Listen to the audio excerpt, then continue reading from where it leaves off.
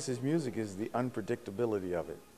You know, jazz is always characterized as a sound of surprise, but after a while, some of the music is not surprising.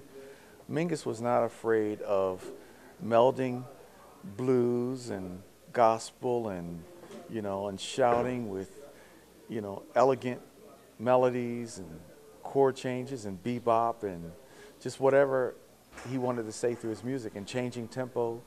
And so that really attracted me because I always felt like listening to Mingus was like reading a good mystery novel. You never know what's going to happen next. Being a bass player, of course, I was attracted to Mingus because he was the ultimate bassist band leader, great composer, and a wonderful, improviser. So it kind of made sense to study Mingus and learn about him. As I got deeper into studying his music and about his life, I really wanted to tackle playing that music.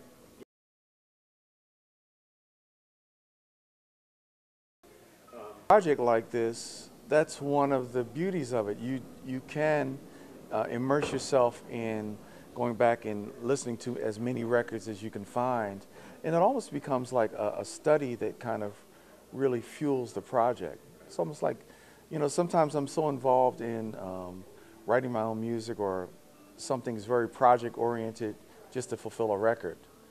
But in this case, it really became partly a study, really learning about his music and seeing the arrangements and understanding it, what he was thinking of when he wrote some of those songs. So for me, it was a great learning experience as part of the process. It was a great benefit, I think.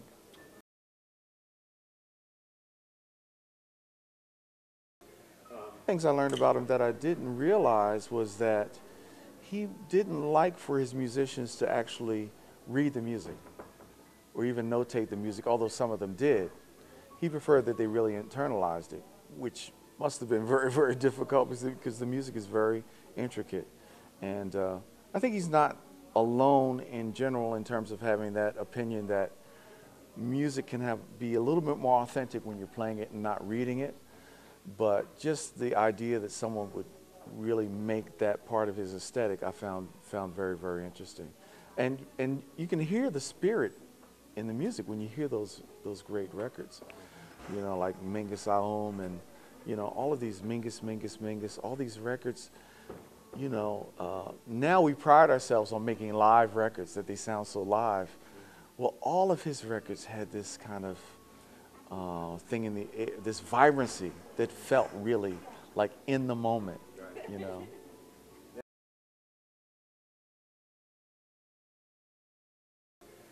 Well, being a bass player who plays electric bass, that's a whole challenge in and of itself in terms of the acceptance in the mainstream jazz world. I mean, that's not an instrument that's typically embraced, although there have been a real small number of players who've been embraced. But I've always thought of myself as a jazz musician because I love jazz. I just play electric bass, and I think it's a beautiful sound. It does not replace or compete with the acoustic bass or the upright bass. But what I wanted to do with the Electric Mingus project was, in addition to using electric instruments, use slightly a different aesthetic that we brought in from sort of the fusion days of being really open sonically to just going for sounds that would give us a whole new tapestry to work with.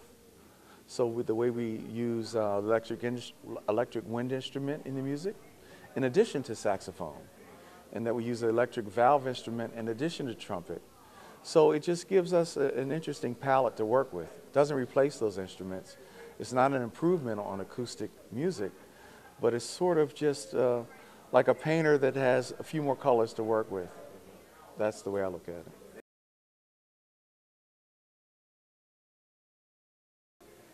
And it's a group of musicians that I've been working with in different configurations for the longest, and we all kind of meet around the University of the Arts where we all teach. That's sort of our hub, as where we had our early rehearsals some 10 years ago when we started the project. Chris Farr is the saxophonist. He and I have been collaborating for about 13 years on different projects. He plays, on the album, he plays tenor sax, soprano, and electric wind instrument, and he's just one of the fantastic improvisers on all three of those.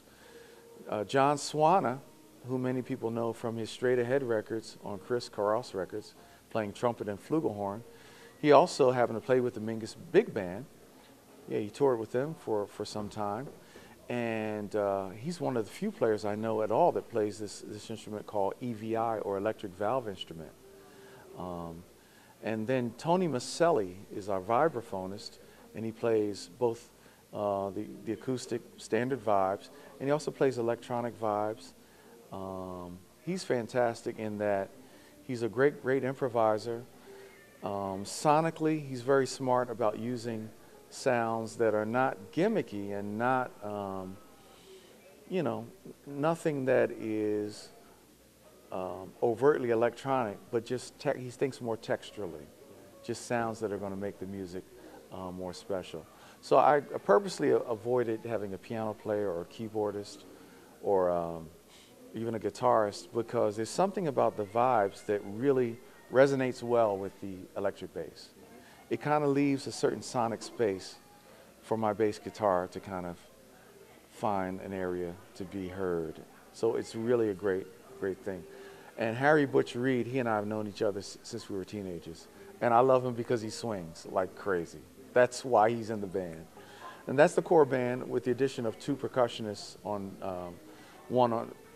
two percussionists on various tracks. Leonard Doc Gibbs and Pablo Batista. Both of those are old great friends of mine, and they add another dimension to the record. Again, thinking about texture and sound, and also the motion of the record. They were very important to that.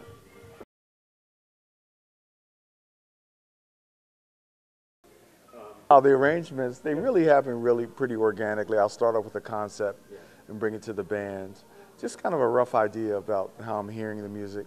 And Duke Ellington's Sound of Love, which is really a ballad, I heard it more as this piece of music that would have this, this kind of loping quality that I kind of envisioned like a caravan, like going through the desert with this kind of ethereal sound to it.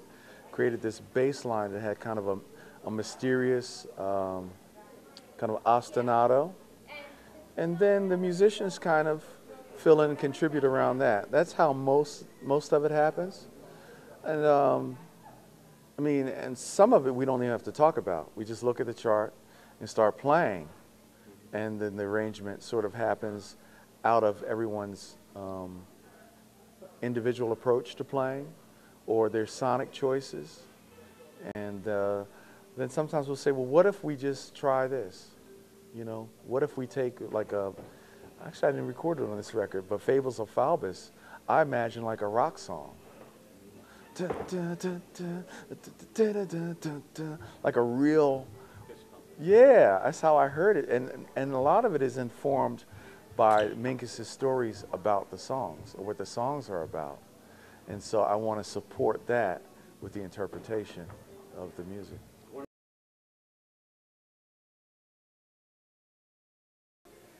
Third pieces came from some essays that I saw, or excerpts of essays that Mingus had written, or interviews where he was just musing about things like race, or about you know, who he was as a musician, how he thought of himself. And I thought that, you know, often when I would see Mingus's music being played, I would think, man, everything's there except Mingus, because he has such a big personality. He's like a force of nature. So I said, well, certainly I can't portray Mingus, but we could have some sort of narration in his words, if not his voice, to give people a sense of who he was, and it adds a little bit of power to the music, I believe.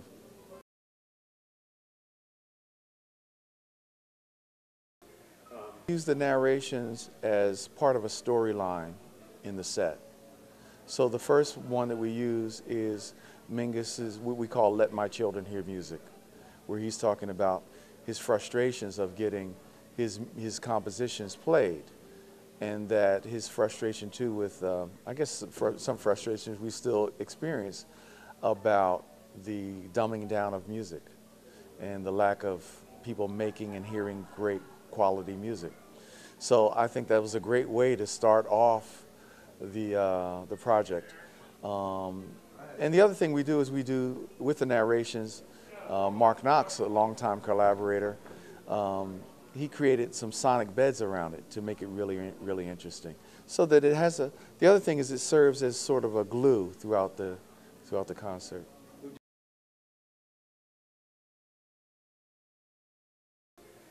Challenging doing a record on your own. After doing 8 records over a 17-year recording career with a label, to do it with my own label, you know, there's certain challenges because I have to wear more hats. Although I have a partner, Richard Waller, who wears just as many, if not more, hats on the business side. I have to say it's liberating. It's liberating, absolutely liberating, which, you know, has pros and cons as well. Right. Because just in case you're wrong, you mean? Yeah. yeah, in case you're wrong. It's good to get others' opinions, you know, people that you trust, to ask them about the direction you're going, whether it's a business decision or an artistic decision. But certainly, when I was signed to a label for all those years, I had to really subjugate my own ideas about, you know, not necessarily all of the music, but certain choices about, you know, how music was marketed or what songs would be chosen to submit to radio and all those sorts of things. I would always defer to them because they were the experts. And in reality, they are experts, but being expert doesn't mean they always know the best thing for me as an artist.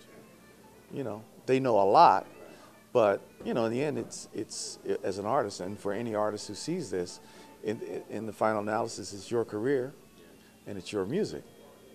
So it's never good to give over your power to anyone totally, because when it's all over, it's your name and the song that's in your heart, you know.